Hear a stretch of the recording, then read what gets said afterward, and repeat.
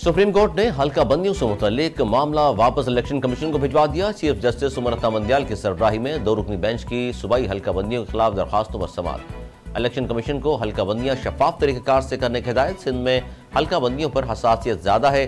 सिंध से अक्सर ये गिला किया जाता है कि हल्का बंदियां दुरुस्त नहीं हुई। चीफ जस्टिस के रिमार्क्स।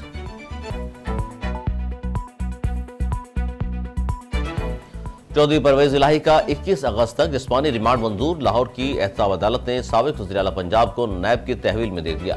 नैब तहकीकाती टीम ने पीटीआई सदर के जिस्मानी रिमांड की इस्तः की थी।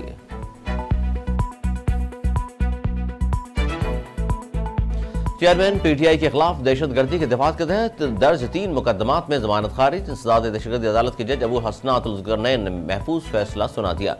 चेयरमैन पीटीआई की अदम हाजिरी पर जमानत खारिज कर दी।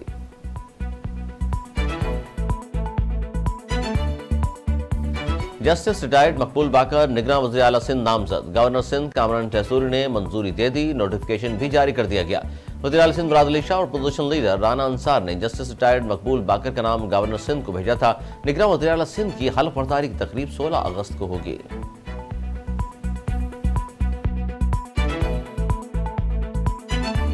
तहरीक इंसाफ के रहनुमा शमशान बुखारी ने पार्टी छोड़ने का ऐलान कर दिया। कहा, हर मुहिब वतन पाकिस्तानी की तरह 9 मई के वाकयात की पुरजोर मजम्मत करता हूँ।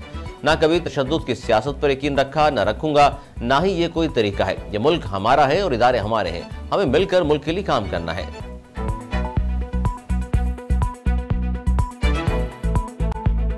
साबिक वज़ीर दिफा ख्वाजा आसिफ कहते हैं, जब तक रिस्क जीरो नहीं हो जाएगा हम नवाज शरीफ की वापसी का रिस्क नहीं ले सकते। इंसाफ के लिए दूसरे फरीक को सुनना लाजमी है, मगर नवाज शरीफ को तो अपील का मौका भी नहीं दिया गया। चेयरमैन पीटीआई तो हाई कोर्ट और फिर सुप्रीम कोर्ट में भी अपील कर सकते हैं।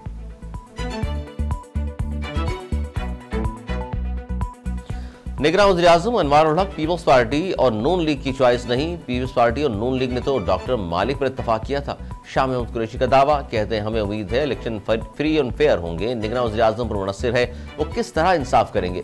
जो खवातीन ज़ेर हिरासत हैं उन्हें रहा किया जाए।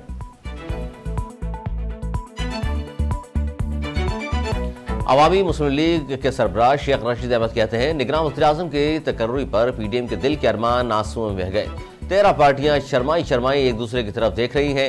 इनमें मुबारकबाद देने की भी हिम्मत नहीं है। कटी हुई पतंग की तरह एक दूसरे से पूछ रहे हैं कि ये क्या और कैसे हुआ।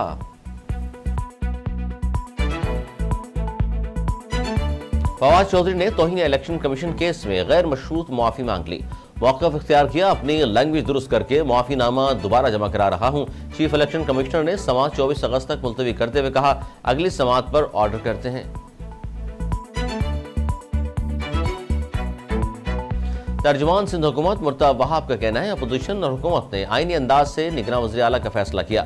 राना अंसार मुराद अली शाह ने मुख्तलिफ नामों पर गौर किया और आखिर में मकबूल बाकर का नाम फाइनल हुआ। उम्मीद है आइन के मुताबिक शफाफ इंतखाबात होंगे। हल्का बंदियां मरदमशुमारी के मुताबिक इलेक्शन कमीशन करेगा।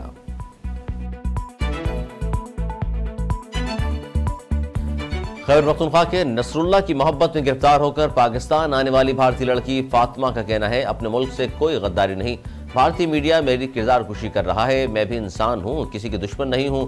मीडिया से दरख्वास्त है मेरे बारे में मस्बत सोचें और बेबुनियाद बातें न करें।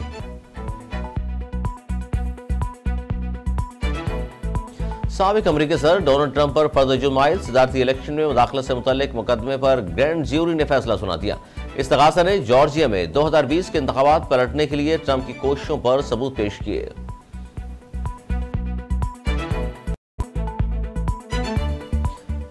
और वालदेन से खुद कहा, मेरी शादी जल्द कर दें। कौमी टीम के साबिक कप्तान शाहिदा अफरीदी का इतराफ, कहा शादी के लिए वालदेन की पसंद सबसे बेहतर है।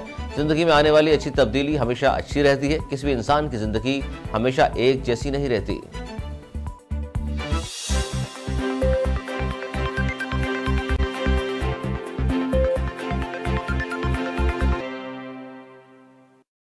हेडलाइंस आपने मुलाहिजा की। खबरें तफसील के साथ होंगी इस ब्रेक के बाद। हमारे साथ रहिए।